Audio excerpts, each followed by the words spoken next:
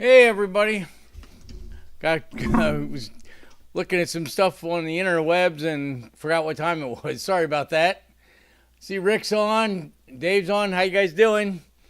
Uh, got a bunch of people on following along. So yeah, this was I'm sure for everybody throughout the country, it was a very cold week. It was super cold here in Florida. Uh, Crazy how cold the temperatures got down here in the low 30s. We didn't see any snow in South Florida, but there was snow in other parts of Florida, and it sure as heck felt like it was going to snow with the wind and stuff. My buddy Dave and Chris and my friend Bobby, we all went down to Miami Shores, and played in a golf tournament on Sunday. And let me tell you, the temperatures were cold, and the wind was ripping. Kind of hard to shoot a good round of golf when you have 15 to 20 mile an hour winds ripping through. See, Jason's on. Hey man, Wrench Sense. Hey, how you doing? Ryan. Hey Ryan, how you doing? Yeah. So yeah, JB says not that cold. Yeah, not as cold as North Carolina. He told me he's got 10 inches of snow up there, so definitely a lot worse than we had it down here. And yeah, Dave says, and we sucked. Well, what Bobby said, we got sixth overall, so I mean that wasn't terrible. But Chris bailed us out for sure on that deal. I had never played with him before, didn't know. I just knew he worked at a golf course, and luckily for Dave, Bobby, and I, he could swing the club pretty darn nice. So that was real nice. But yeah, the warehouse I buy from, they have an annual golf tournament, and I've been buying from them for nearly 30 years. This was the first time I actually went to one of their tournaments, but it was a good time. Except for the weather, but other than that, it was a good time. Dave and I learned to play golf with two golf gloves on, one on both hands. I've never done that before. Oh yeah, you're right, Ryan. I see you guys are really dry out west. It's like you guys got what we normally would have. So or maybe you'll get some snow. You'd think Salt Lake City area should be getting hammered. See what happens with that in the future. And for anybody that follows Ryan on Facebook, he's got his son working on a Mustang. Well, it's a Fox chassis. It's actually a Mercury Capri, and boy, they're doing a great job on that thing. It's looking great. And I guess Ryan had said that even though his son was a little scared of the welder, he did pretty good with the paint gun. So. Following in Dad's footsteps there. So Rick says golf LOL would need to use colored balls up here. Nothing else lost in the snow. Yeah, I was using a yellow ball for a while, but it was crazy. Yeah, like being in snow. One of the things I never encountered, the golf carts had GPS on them. So if you went out of bounds to pick up a shank ball or get near the green, the thing would shut off on you, and you had to back out the way you came in to get the cart to move again. So I decided very quickly to grab a bunch of old balls out of my bag and not use the nice Callaways I normally hit. So we just used old water balls for the rest of the tournament, because if it went off the side, it stayed gone, and I didn't worry about it. So, but it was a good time. I hope everybody else that went and had a good time, and that was our Sunday. Saturday, I wanted to get some stuff done on the Cup car, and Chuck was here, and we got a bunch of stuff done on the Buick, which I'll show you guys here in a second. And then the rain broke for a little bit, and we were able to get the fuel system done in the Cup car.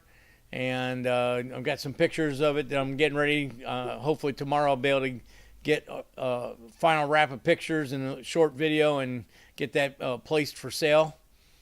And see if we can move that thing along. We got the HS Star Historical Sports Car Racing Association at Sebring in 2 weeks. And we have SVRA the next week. So good opportunity for somebody to jump in a Cup car and go racing. Hey, Chris, how you doing?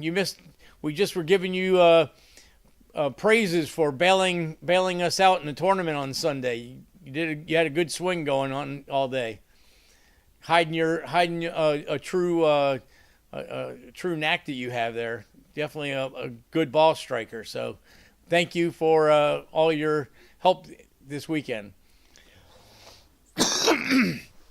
Sorry about that. But anyway, so let me first we'll go ahead and we'll get into our wiring segment here in a little bit. Let me just give you guys some pictures of what we had going on here. So here's some before and afters on the Buick T-Type. Get this set up here. So here was how the car came in. It's hard to see in this picture, but there was a big, huge corridor of wiring that was from the factory ECU. Hey, Chuck, how you doing? Missed a good time at the golf tournament. We froze our tails off, but we had a good time. But yeah, so the wiring harness on the Grand National comes out in the fender well and comes around the AC case. And with these big valve covers and stuff, it was kind of buried in the engine. And, of course, the turbo and all that stuff wasn't fully seated or mounted or anything. There was a lot of plumbing missing. Of course, I don't know what was up with all these battery cables. It was crazy. Here's the power steering reservoir, not mounted to anything, just kind of hung in there. It was fully plumbed. And the fuel regulator back here, just hanging in the breeze, not mounted to anything. You could see this charge pipe was a real mess here. And it had a real small inlet pipe from the air cleaner. It was actually smaller than the inlet to the turbo. So that was kind of crazy. So it was some problems there. Then here's some pictures of what we have now. So let me go back 1 second. So here you can see you have let me zoom in a little bit. Whoa. So here's your factory Buick coil packs and module assembly back here. So it's a wasted spark ignition system. So it sparks on the compression stroke and the exhaust stroke. So the coils are firing a lot. So they aren't able to have the opportunity of all the power that you would have on the other style. So here's where we're at now. Dave helped me with this, but we got the IGN 1A coils on here. If anybody that doesn't know about them, they were originally designed by Mercury Marine. And hey, Team Junk, I wasn't sure if you guys went to Sick Week or not. I hadn't heard, so I kind of assumed you didn't. But anyway, glad you're on tonight. But yeah, so the IGN 1A coils, these things are super strong. There's pro mods with blown alcohol engines running these coils. So, they're good for probably about 3,000 horsepower. Very good coil. And it only fires once per revolution. So they have plenty of time for power saturation. So they can get really good spark out. You can run the milliamps up to about 9 milliseconds. So a really long spark output. A lot of duration there. So we put those coils on. Obviously, we got the turbo all done. Water cool lines made. All the plumbing for the blow off and the wastegate and all that stuff is all done. And the EFI harness is in. There's a close-up on the coil mounts that we did. And we were able to make the bracket so it bolts onto the factory mounting. So it's all mounts just like the factory one did, but yet we have the 6 coils instead of 3, and like I said, tons of power and spark energy there. Another angle, you can kind of see some of the fuel injection lines back there, and up here going all the sensors and everything. Just try to make it super clean. And of course, we redid all the plumbing. This pipe now fits a lot tighter to the inlet, and it's got a 4-inch inlet cold air pipe going into it now. Much better layout. You can see we got a lot more room around the accessory drives and stuff. Just made a lot more sense to be hooked up that way. There's another picture of it. I relocated the blow-off valve so it's near the wastegate, so all the lines, hard lines, are going back to the same spot, which on the back of the coils we put a big manifold back there for all the push lock quick hard lines. Just another angle, but just came out really nice.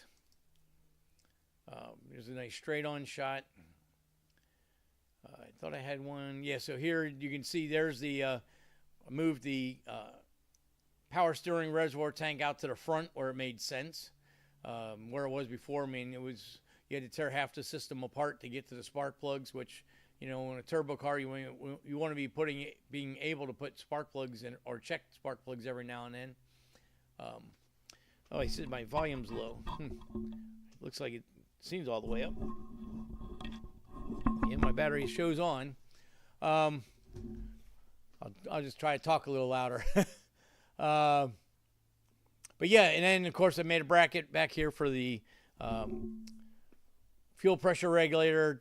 Turned it around so there was room for the sensor to go to the Holley system, so now we can read it on the dash. So basically the engine bay section of this installation is completed now. Shortened up all the plug wires so they fit properly. You know, got the booster and the brakes all back in and everything, so it's all pretty much done under there.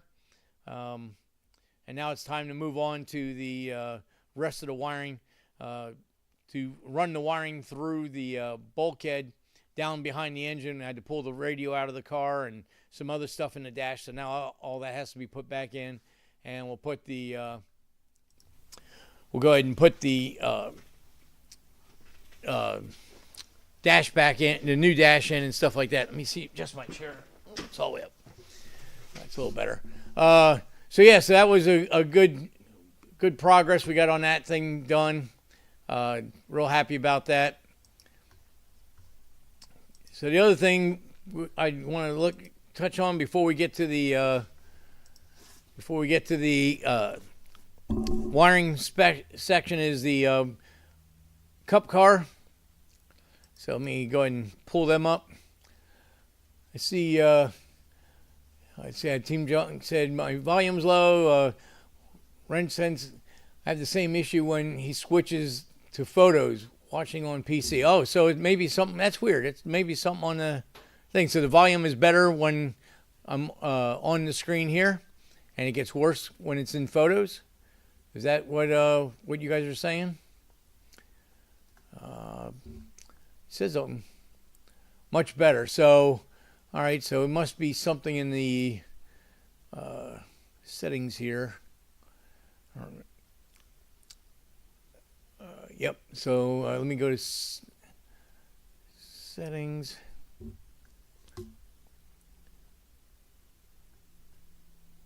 Audio.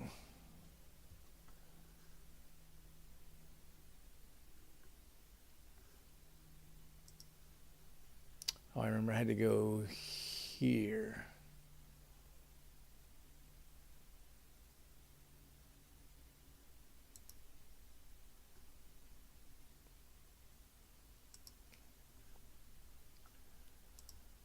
It doesn't seem like it lets me get to the volume section while I'm active. So I'll work on that for next week. Sorry about that, guys. I'm glad you said something because I was unaware of that. I see John's in. Hey, John, how you doing?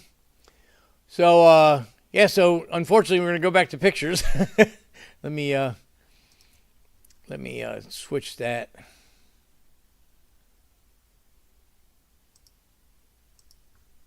Go. And for some reason, I lost my Adobe, and I have to go to photos to show the slideshows. So anyway, so like I said, we got the yeah, cold. Yeah, you're right. Everybody's been freezing.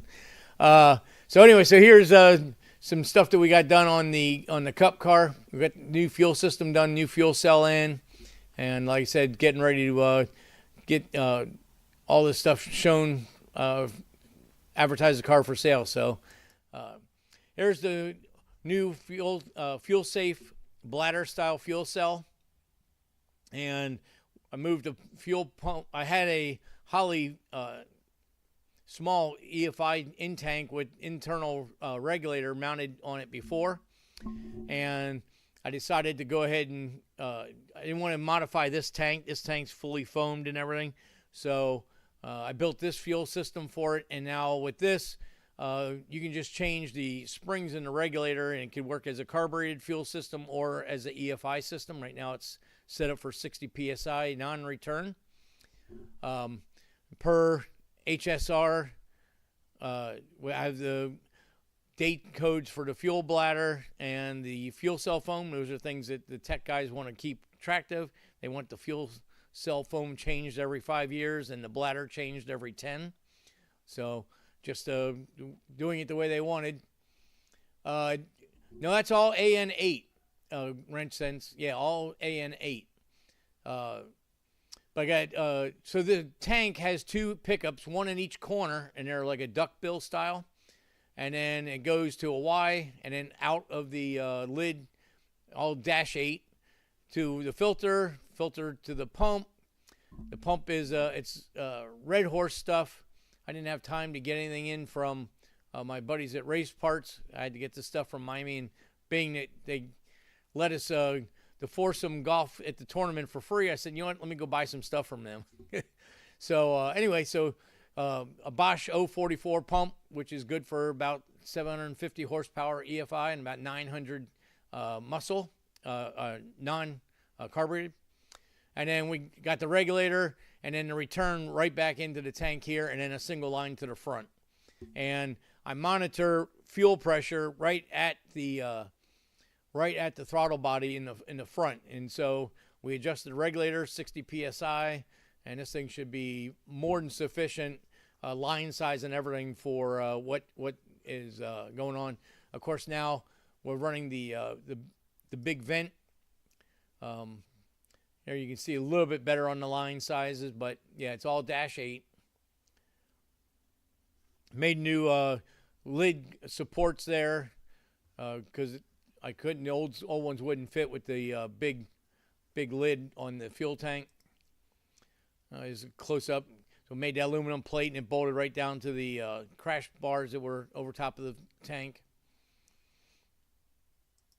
And then there's the vent line. Now the vent goes to the exterior just like it would from NASCAR, where they could put it when they're filling it. They could do the catch can, and then of course this would be the quick fill to the lid.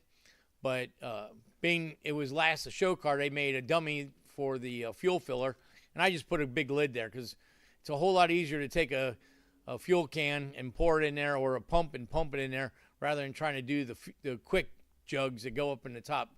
That's too much work for us older guys to pick up a 11-gallon fuel jug and push into the side of the car and to fuel the car. It's kind of crazy to do it when you're club racing.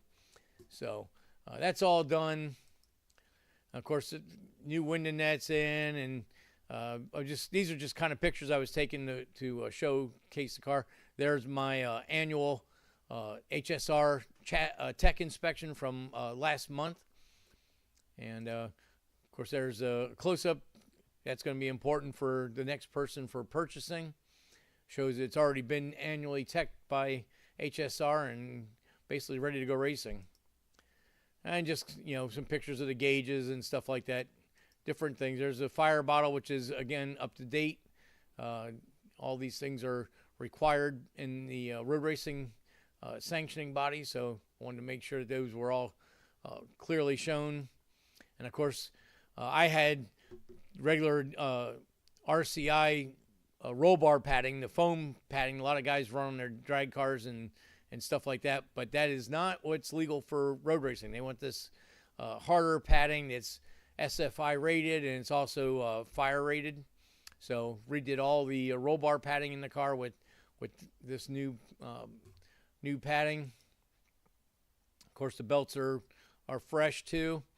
The other thing with road racing, got the big E right here, because that red handle right behind that E is the fire system. So that's for in case the car is crashed, the corner workers know where the fire system is in case the driver is knocked out. Back here it's a little harder to see, but there's a lightning bolt which identifies ignition, and there's the cutoff switch right there to cut the power off in the car. So that way, that's all for the workers, safety crews, and stuff like that. And of course, these are just some random pictures I took, just to showcase some of the stuff. There's a picture of the off switch. And got the cooling system all back together in the car. That's all good now. Got the brake ducts run kind of in the right place. They're not connected to the hubs yet, but at least they're in and close. And just all that, it's all back together and all correct now. Big fans and shroud all set up. And of course, all the new master cylinders and all the stainless hard lines, which are all brand new, that I just put in the car during the restoration process. Tried to get a picture of the throttle body, but it didn't come out very good. QA1 shocks, all custom tuned. Now it's supposed to be the part number, the serial number on the chassis, but you can't make it out, so I have to do that again. Another gauge picture of the shifter. And then, of course, there's Naki suspension specialists. They're the ones that custom valved all the shocks on the car. So just, representing that it's got the proper stuff on it for going road racing. And I think that's about it, really. Just a couple other shots. Of course, there's the new brake ducts in the front. And we got our toe strap in the front, which still needs one toe strap mounted in the back yet, which I wasn't aware it needed, but tech did say that it needed that. So all that stuff is all pretty much done, and we're ready to go. So if it probably won't be sold by 2 weeks, but we'll go ahead and tow it up to the HSR race at Sebring on Saturday and show the car off, and hopefully we can find a new owner for it that's actually going to go out and race the car instead of just sitting around my place. So that will aid in getting us to the next level, so that we can get the Vet Hawk going in process and get that car back together. So one of the things I didn't get done was I didn't pull up all the stuff here. So I guess we'll go ahead and jump in the wiring thing again. So, of course, last week I was showing you guys Cole late again. Yeah, so that's all. I was just doing the catch up on what was happening last week. You can always go check it out on the replay, but we're just getting started on the wiring. Chris should buy it. Yeah, if he didn't have a BMW already, he'd probably be interested. But it'll be good. Somebody's gonna love it and take it and do right by it. So let's see here. Oh, I didn't want to do that. Man, it's bad that I got this. Something's going on in this computer. So last week we were talking about, and hopefully the volume is works out good for you guys. Apologize ahead of time, but here's from wiring harness wiring schematics. Actually, it's classic wiring, I think is what it's called. You get all these insignias on your wiring harnesses, wiring charts. So I just wanted to go over some of that stuff. Let me see here. Gotta change the screens here. Electrical parts. Is that what we want? Yep. So last week we were talking about schematics, getting your catalogs or getting your all your installation instruction books, so you can find the powers, switch powers, grounds, all the stuff that the component that you're going to add, like your vintage air. Your vintage air is self-contained, but it still has a wire that goes out to the dryer, then eventually to the clutch, AC clutch, and then you have your power and ground, and some will have a illumination lighting, so your controls are illuminated. So you need to know all that stuff so that when you start laying out your wiring harness, you can put all these things together. When you get a wiring harness like from Painless that is a complete car harness, it's going to give you random wiring that's going to say like fan and AC control and all this stuff. But you have to just kind of read your instructions and decide, is that the right wire, or do I need to, remove that and switch it to a dedication? And those are the things you have to kind of go over. And we might go over that again with a little bit more detail here in the next couple of weeks. But right now, I just want to kind of press forward so that we can keep moving forward. And maybe at the end, when we go back to that section, it'll all make more sense. So these are components that you're going to see are going to use when you're building wiring harnesses for your car. So you got relays, and I don't know if I didn't go through these, so I don't know if I have. But what a relay basically is a high amperage electric switch. So you're going to have a power and a ground that's going to energize a coil, and then the coil is going to activate. When the coil is energized, it sucks in a set of points, and that is the high voltage or high amperage side of the connector. So you'll have your 85 and 86 on the relay. They have these numbers, and it's pretty much all throughout the industry.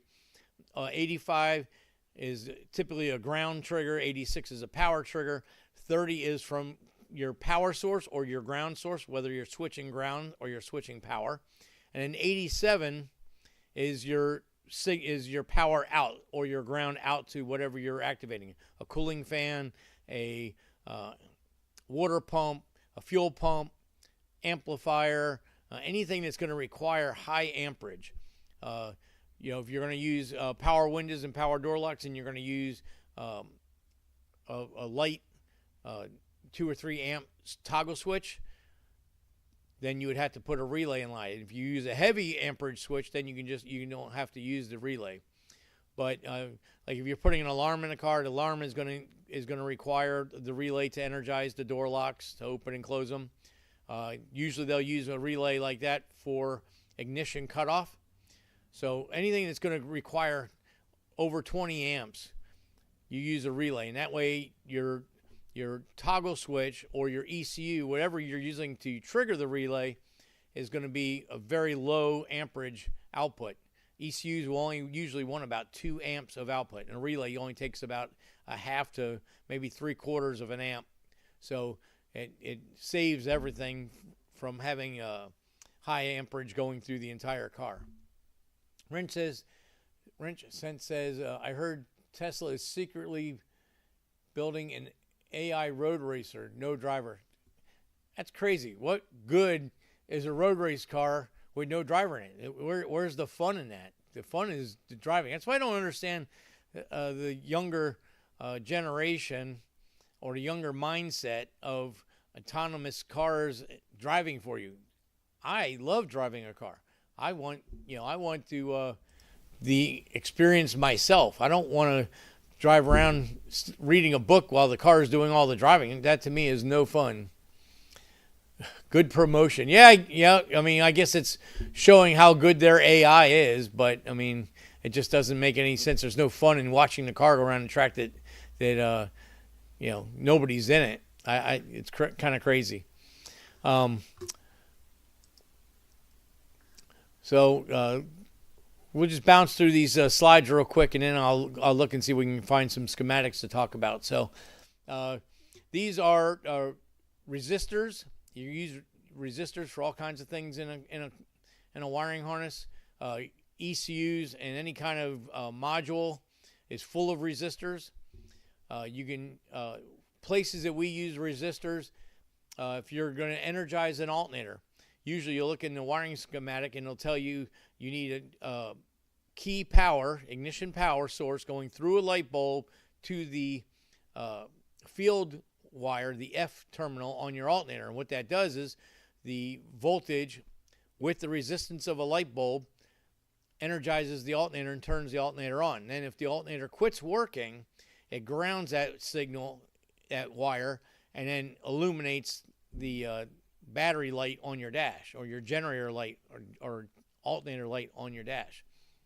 On a hot rod, we don't, most guys don't want idiot lights. I mean, typically whenever a light like that comes on, the problem's already there. There's nothing you can do about it. So it's not really good, in my mind. I'd rather look at my voltmeter and see what's going on. So when you're not running a idiot light or a alternator charging lamp, you would use a resistor to mimic the light bulb so that the system, the circuit works in the same exact way. That'll allow you to turn the alternator on and off. Makes the alternator last a lot longer than trying to run it full fielded. Ballast resistor you'll find on your old cars. And what this was for, Ryan said I could use an AI custom painter and fabricator. Yeah, how about a AI block sander? That would be really good. I mean, that's got to be the worst of the whole job of body work, is all the sanding. But yeah, so your ballast resistor you'll find on any cars that had points, and what they used it for is a ballast resistor is a resistor, so it's got resistance going between the terminals, and then they put it in this porcelain piece because the resistor is going to get hot. So what they would do is 12 volts would come on this side, and normally about between 7.5 and 9.5 volts would come out of the resistor and go to your coil. And what that would do is lower the voltage to the or the amperage through your points contact to make your points last longer. Also, some coils, especially back in the day with points, they had non-resistance in the coil, in the ignition coil, so you'd want slower voltage or lower voltage. And what they also would do, and this is something for when you're wiring up an older car, is there was on your starter solenoid, whether it was a GM or the Ford style solenoid on the fender well, you would have an S terminal, which on the GM cars is purple. That's your starter. That's your 12 volt to energize the solenoid on the starter to engage the starter. And then you would have an I wire. So what would happen is when the S wire was energized, the contactor would hit the two studs for the battery to put all the amperage going through to the starter to spin the starter. And it would also send 12 volts to the I terminal, which would go back to your coil. And like on a GM car, it was usually a yellow wire.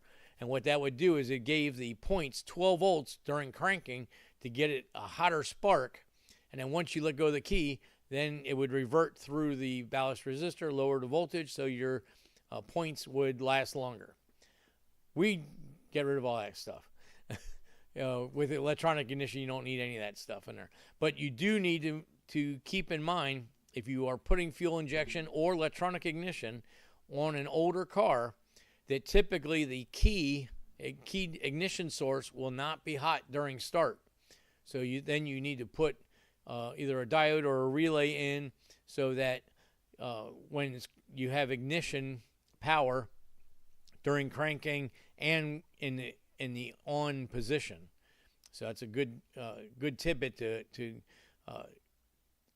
realize. I've seen it a lot where guys would do an electronic ignition conversion on an older points car, and you could crank it and crank it. As long as you held the key to the start position, the car wouldn't start. And if the motor was spinning nicely and you let go of the key, the car would catch and fire up. And what it was is there was no ignition source to the coil during cranking, so it was never going to start as long as you held it in the start position. But once you let go of the key, it went to the on position, 12 volts went out there, and if the engine was rolling over fast enough, long enough, it would catch, and then the car would start. And the easy thing to do would be just to, like I said, do a diode off the start pin on the ignition switch, or run a relay and let the ignition switch and run all that stuff for you, and worked out real well and fixed those situations. That was something that we used to run into a lot back in the day when you'd have a carbureted car, and it was, somebody took the points out and put an HEI ignition or something like that in it. So, but that's what that ballast resistor does. When you see that in a car, if it has points, you want to keep it in there. If not, if it's got electronic ignition, you're going to remove it. These are diodes. Diodes are a one-way valve. So wherever your silver band is, or there may be an arrow pointing to the silver band, that means current can flow in the direction of the arrow. But if the current goes backwards, it hits this the silver side, or the point of the arrow, and the voltage stops.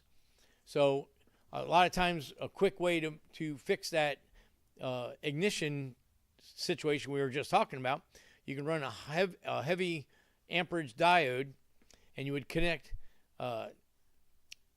the side away from the arrow to your purple wire, and then the side with the point of the arrow, or the silver band, would go to your ignition.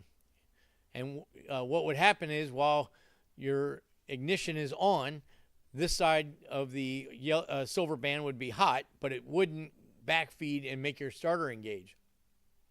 However, when you you went to start position on your ignition switch, it would energize this side, and the voltage would go through the diode, powering up the ignition switch, the ignition side of wiring, while the starter was engaged. So now you've fixed your problem of where it wouldn't start in cranking position. And it's a real easy way of doing it. You can also do it with relays, but it's a little bit more wiring to do. This is just a simple jumper right on the back of the ignition switch, and you're down the road. Just have to make sure it's a decent amount of amperage diode. You don't want to use too small of a diode, because it eventually will burn out, and then, of course, the car won't start. So here's a drawing of a old standard relay. So you have your coil terminals. This will be your 85 and 86. Your common here is your 30. So whenever you have power and ground, energizes this electromagnet, pulls on this arm here, and makes these contacts jump from always on to switched on, or what they would call that is I just lost that. This would be continuous on, and this would be switch on.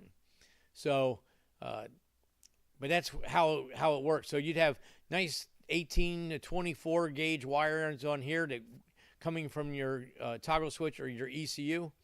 Not heavy enough wiring to do any controls, but it's enough to energize this magnet. And then here you would have your big heavy wires to run your cooling fans or whatever. And they make these normally closed. Thank you, Ren Sense. I just totally lost that. Normally closed and normally open. So this B contact, which is 87A, is a normally closed relay. So when the relay is dead, no power going to it, the 30, your power, is going to this arm and it's energized. Then your 87 is your normally closed. This is the one that when the magnet gets energized, it energizes this circuit. And the reason they do that, this would be a 5-terminal relay. If you had 4, the normally closed arm is not here. But what we normally run a normally closed relay for, say you have a trans brake and you have a race car with nitrous oxide on it. So you would run your relay for your nitrous in the normally closed position. So you'd have your power and your energizing nitrous energized, and your TPS or throttle position, micro switch or ECU output be on this side. So when the nitrous is on, well, yeah, so I misspoke here. So when the nitrous is on, you're going to be using a normally closed contactor. You would hook your trans brake wire to this. And what that would do, if you have a power trans brake button, or if you have a grounding trans brake button, you would connect to these so that when the nitrous is activated, right here, your 30 and 87A, the nitrous is on when this is all dead. But what you want is when the trans brake is activated, that would open the circuit and energize the normally open contactor and turn the nitrous off. And the reason you want that is so when you're staging the car and you hit the trans brake to stage the car, you go wide open throttle, the nitrous would turn on. But with this wiring setup here, the trans brake would be energized, so it would open the relay and the nitrous would not be on till you release the trans brake, and then the nitrous would turn on. It was very common when nitrous was getting really popular in the 80s and the 90s, where you'd see cars with big flames coming out of the headers and banging on the two-step really hard because they did not have this in here, and they're on the starting line with the trans brake on, so the motor's at a rev limit, but the nitrous was activated because they did not deactivate the nitrous. And really hard on the engine and stuff, but this was a very simple way to fix that problem. So like I said before, anytime you got anything that's going to be high current, you want to use a relay to energize that circuit. That way, whatever's controlling it, ECU, toggle switch, what have you, progressive controller for your nitrous, any of that stuff, there's no heavy amperage load going through the electronics. It's only going to the actual controlled item. This is another relay, but this is a more heavy-duty relay. So you have your 85, 86, you have your 30, and you have your 87. This is only a normally open contactor. You have to energize and ground these two studs to make the power from that stud make this stud. But these worked really good. If you're going to have 2 big 30 amp fans on your cooling system, instead of having 2 relays and having to worry about a 30 amp relay burning up because you're maxing out, you go to one of these 100 amp relays, and now you can energize both fans in one shot. They make these up in the 150 and 200 amp. Guys will use this for alternator power. So they'll run their power to the alternator and from this stud back to the battery. And that way they could turn the alternator on and off. Like if you want a battery kill, you could do a low voltage battery kill instead of having to switch in the back of the car.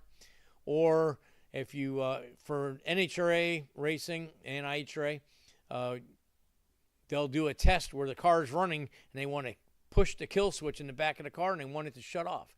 Well, if you're running your alternator back to your battery switch, and it's a 2-position battery switch, the alternator is going to keep energizing the dead leg when you turn the battery switch off. There's no voltage going to the battery, but the car is going to continue to run. So what you would do instead is run your battery switch to one of these lugs, and that way when you kill the switch, it kills the relay, then the alternator can't backfeed and the car shuts off. Makes it legal. So here's a bunch of different relays. They come in all shapes and sizes. One of the things that nowadays, the newer cars, you'll see these little tiny relays. A lot of these are solid state. And a solid state relay, there is no point setup. It's all done with silicon, or silicone, or whatever, silica, just like a computer chip or anything else. And they can take a lot of amperage. The other thing they can do is operate very fast. There's no lag time, whereas a regular mechanical relay like these, the coil has to energize, and it has to draw the contactor down. It's not much, but it does take time. And if you're using a relay on your trans brake or something like that, it takes a lot of time to actually make that function. The other thing, you're running a progressive controller, and you're trying to ramp your nitrous in. If you're using an old school relay, it's going to be very slow. It's going to be hard to get that to control properly when you're trying to change it in milliseconds, but it takes 2 or 3 milliseconds for the relay to make the switch. It's just going to become very sporadic and not very smooth. That's where the solid state relays come in.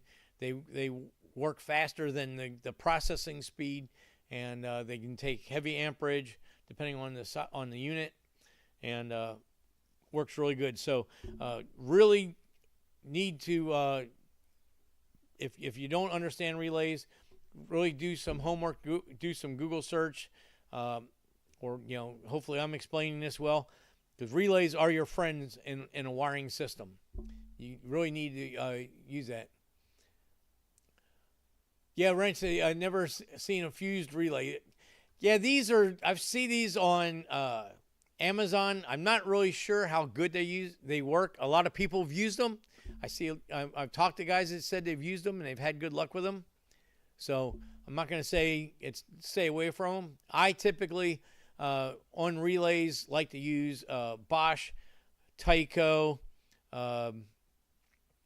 There's a couple other brands, Hella, Pia. Those are all pretty well-known companies. They have well-tested relays. I hate getting relays from China that I don't know what they're made of. You never know how good is the winding. Do they have enough wraps in there to make it activate fast? What the current draw is. Another thing, see if one of these pictures shows. No, let me break here. One of the things that there's a picture there. So 2, 3. So we'll go. Okay, so it's just a couple down. So let me go back to that. I just want to make sure I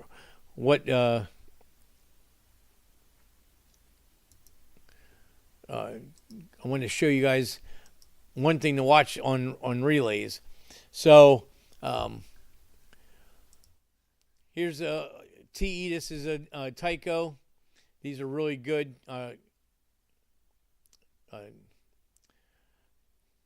Really good Temco, but they're really good company to use. And this one comes with a tab. But you see on here, kind of weird, hard to see because it's on an angle. Let me see.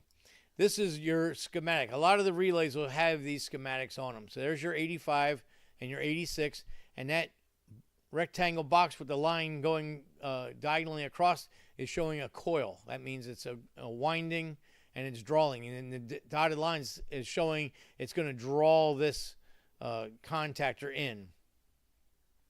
So here's your, actually on that particular drawing, it's actually pushing it away. But here's your 87A, and this is normally closed. So you see here's your 30. This is your high amperage terminal. And you see there's the pivot, and then there's the point. So wherever you see circles like that, that's a pivot or a point. So there's the arm is on the point, and it's going to 87A. So at rest, 87A is going to be a direct line from your heavy current, whether it's a ground or power or whatever you're sending. It's always connected. And when the coil winding is energized, this little arm will switch to this side, and that's your normally open circuits, normally means at rest. So normally open, because it's at rest, it's dead. There's nothing going to it. But when you energize the coil, it switches to that side.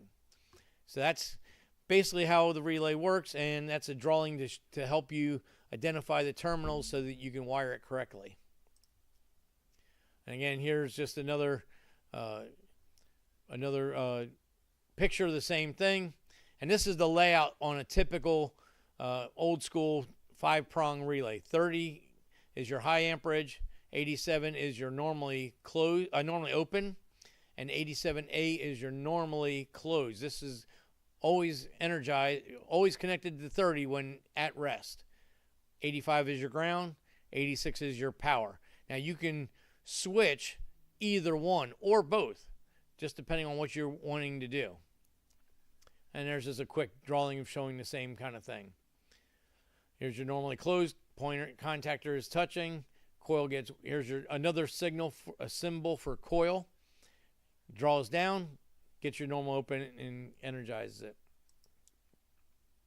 Now this is a solid state relay, and you can see cooling fins on there. This is a pretty high amperage 30-40 amp relay. It uses the same 5-pin layout as your normal old school Bosch. Bosch is the original designer of that style relay, but Hella, Pia, on and on. Thousands of companies have used these relays now since the 70s. But the solid state, there is no moving parts in there. There's no coil in there. When those 85 and 86 get their proper signal, this processor in this makes the contact and closes the circuit. So this type of unit works lightning fast, and this is what you want to use if you're going to pulse something like a progressive controller, anything that you want it to turn on and off multiple times. This is what you'd want to use. This is the Holley version.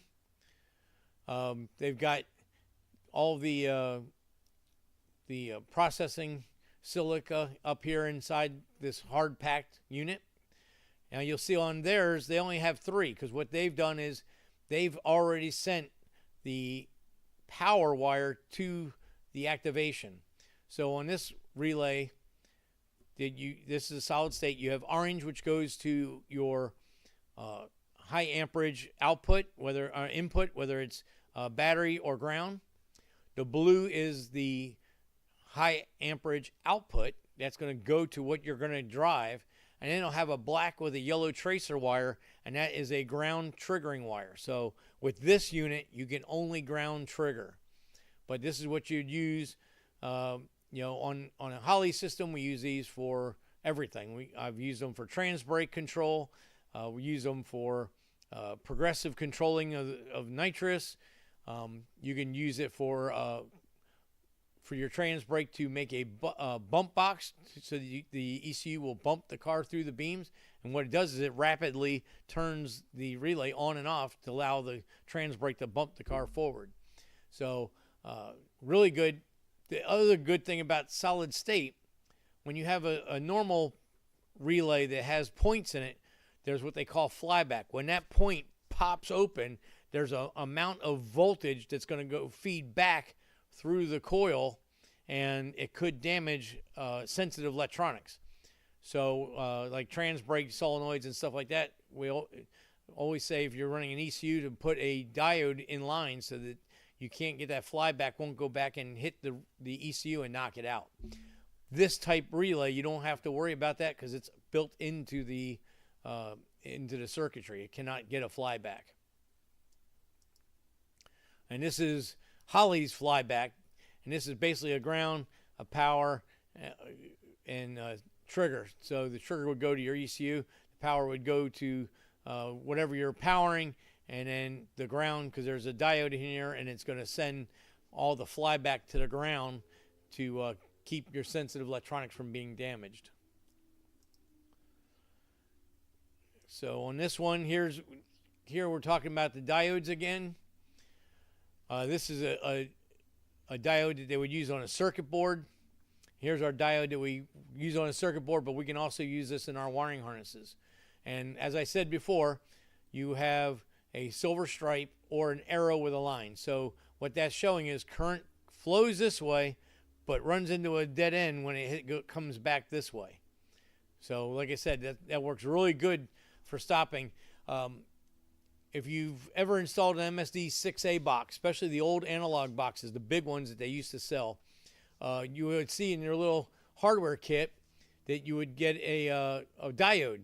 And the reason for that diode was when you were putting a 6A box on an older point style car, especially old GM cars, sometimes, depending on what wires you use to trigger the box, when you turn the key off, the car wouldn't shut off because it was getting a backfeed through the power source.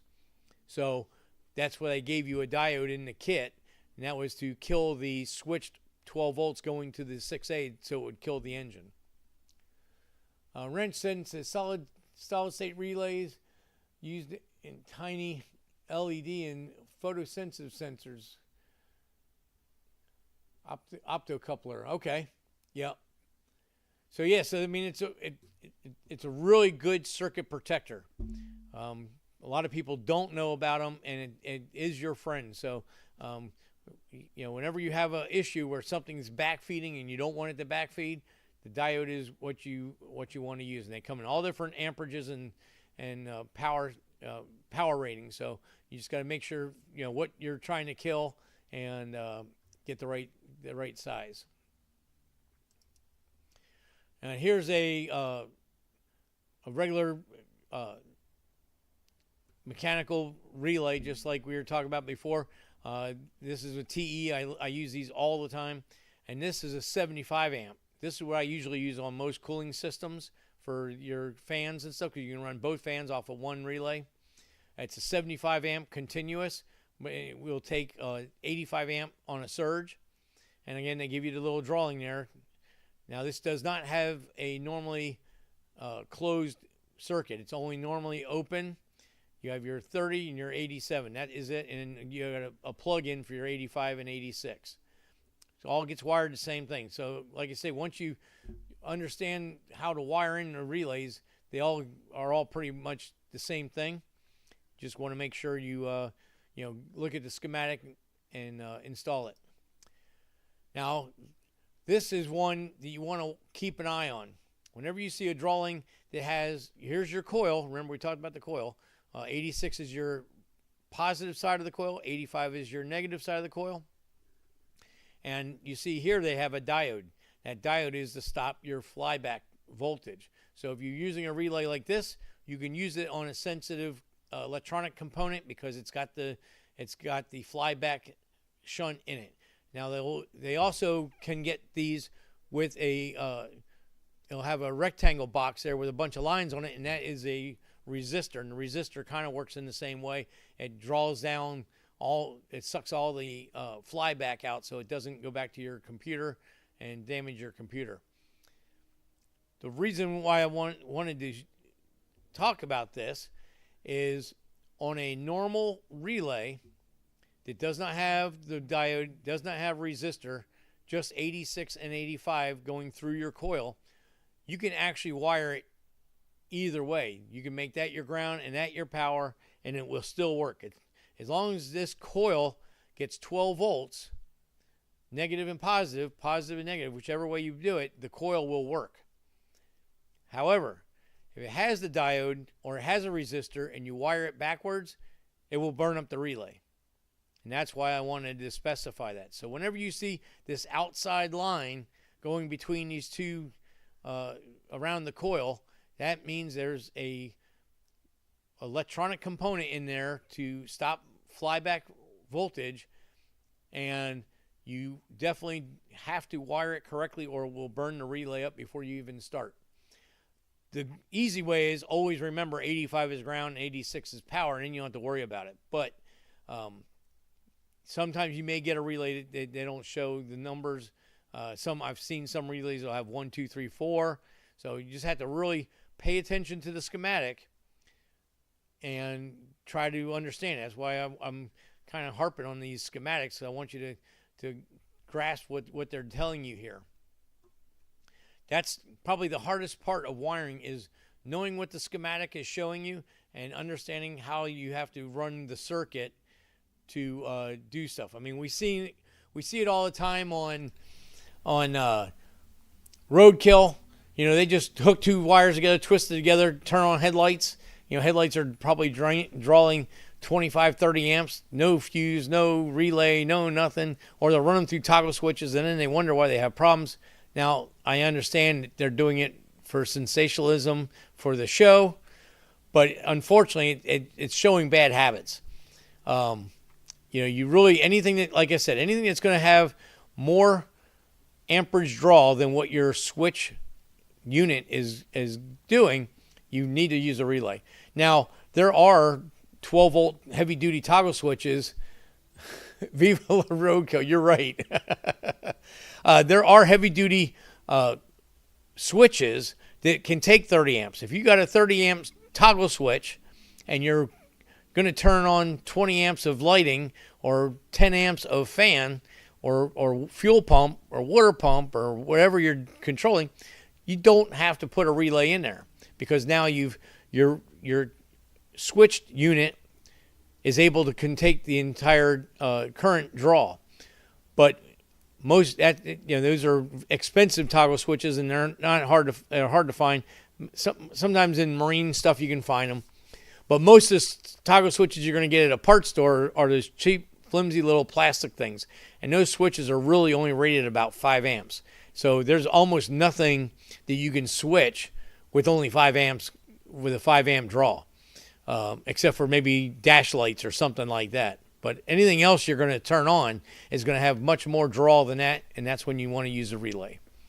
So just remember, a relay is just an electric switch is all it is.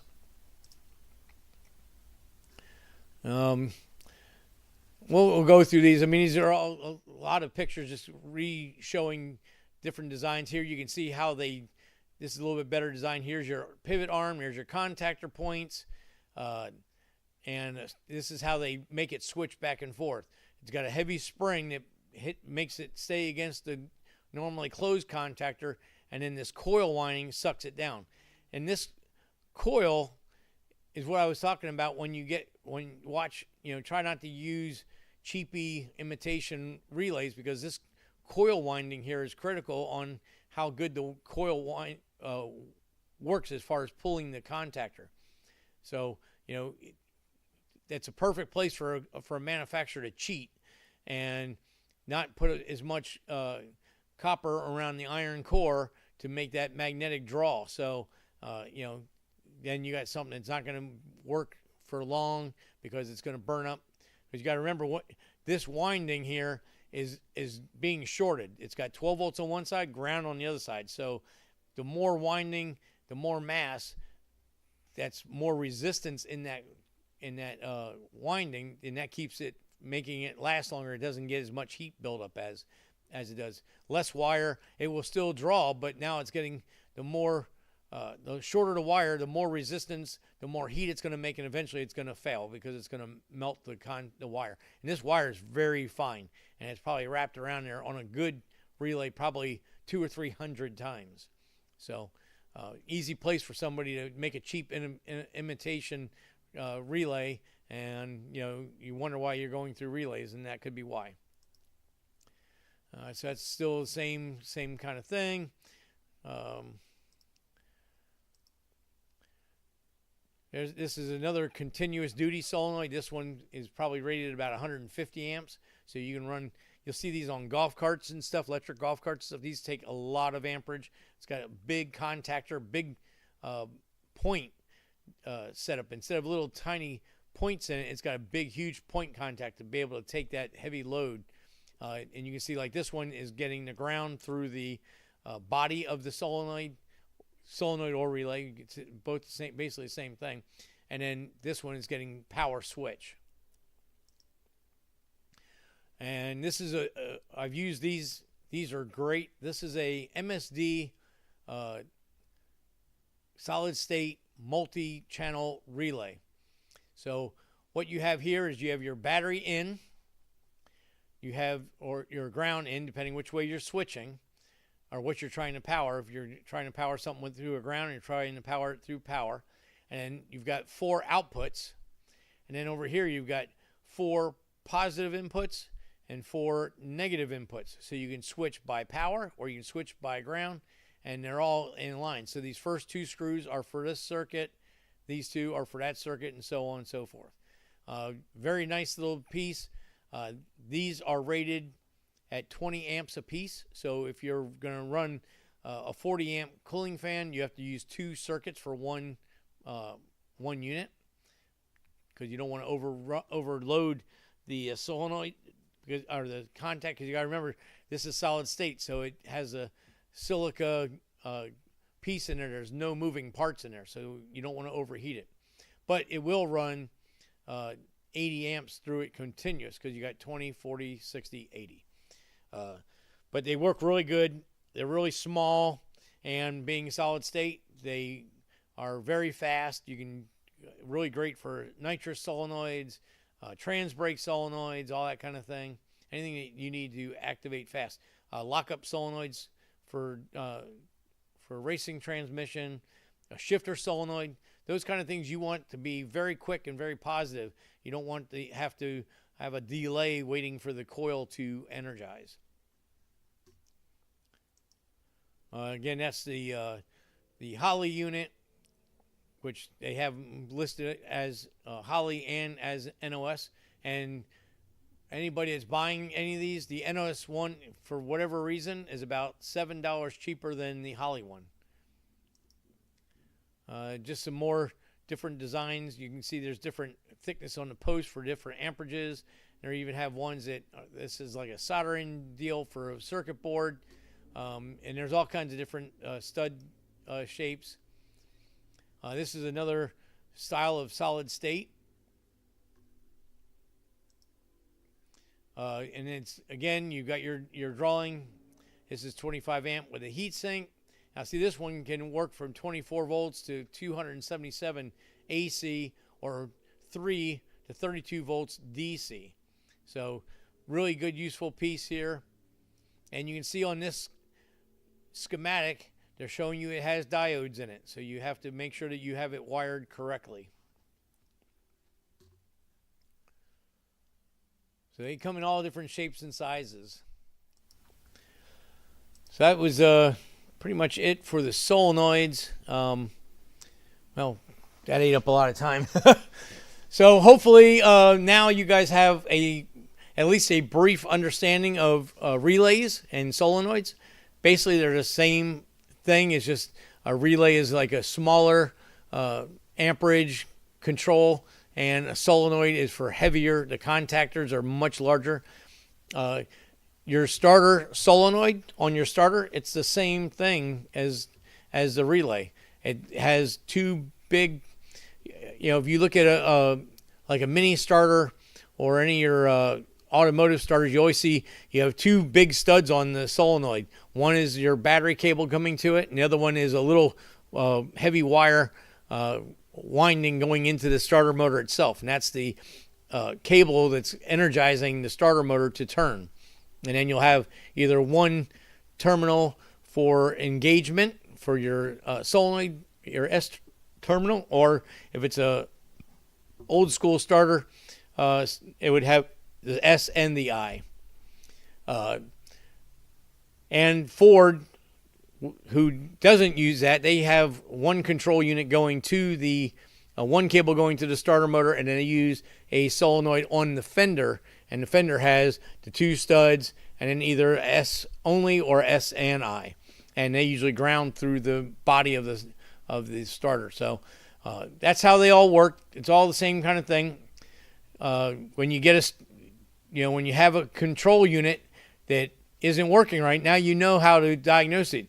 Check your 30 circuit, which is coming from your heavy amperage, your battery power, your battery ground, or heavy fuse. And you have your triggering, so you want to see when it's triggered. You want to see a power being on and off, or a ground signal going on and off. And then you want to see the voltage or ground coming out of the 87 or the big stud on a solenoid. So the great thing about understanding these things is makes it a lot easier to diagnose situations. You got a car that's not starting. You can hear the solenoid clicking on the starter, but it's not engaging. Well, now you know you need to go down to the starter, have somebody operate the key or switches, however you're controlling your starter, and use a voltmeter and make sure that you're getting the proper voltages. On your S terminal on a GM car, purple wire, I think it's red-green on a Ford, you want to make sure that you're getting near 12 volts. If you're only getting 6 or 7 volts, that may not have enough voltage to fully engage the solenoid contactor, and then it's not energizing the starter. So it's a perfect thing. Now you can self-diagnose instead of just replacing the starter because you don't know why it's not starting.